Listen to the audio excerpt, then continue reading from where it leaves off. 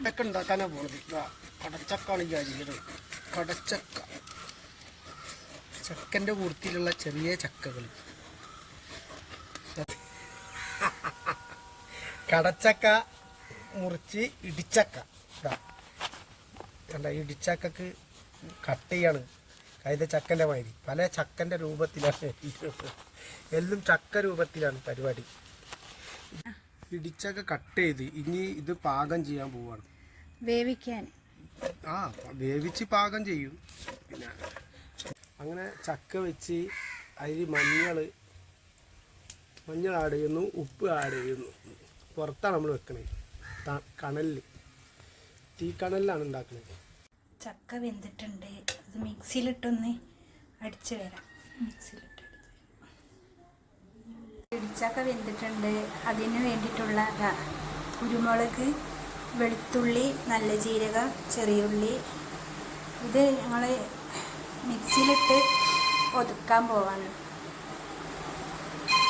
ഇടിച്ചെടുത്ത് പാകമാക്കി ഇനി ഇത് കൊണ്ടിങ്ങാണ്ട് എന്താ ഫ്രൈ ആക്കി. ഇത് ഫ്രൈ ആക്കി നല്ല കടുക് വറുത്തിട്ട് അതെങ്ങനെ ഉണ്ടാകും തിന്നാണ്ട്.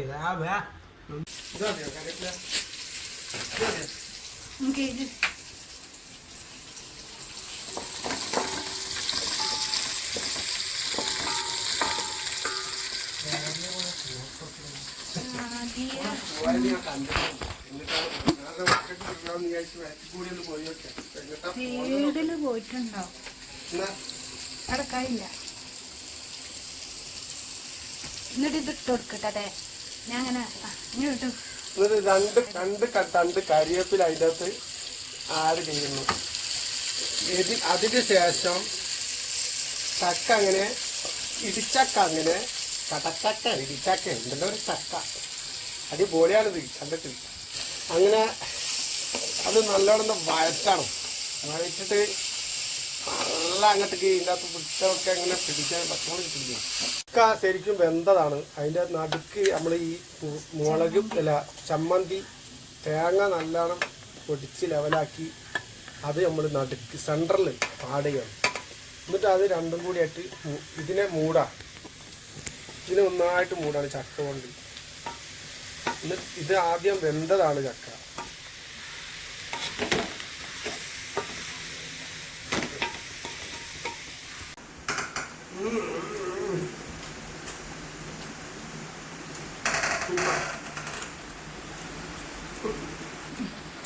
അങ്ങനെ കടച്ചക്ക എന്ന ഇടിച്ചക്ക ലെവലായി.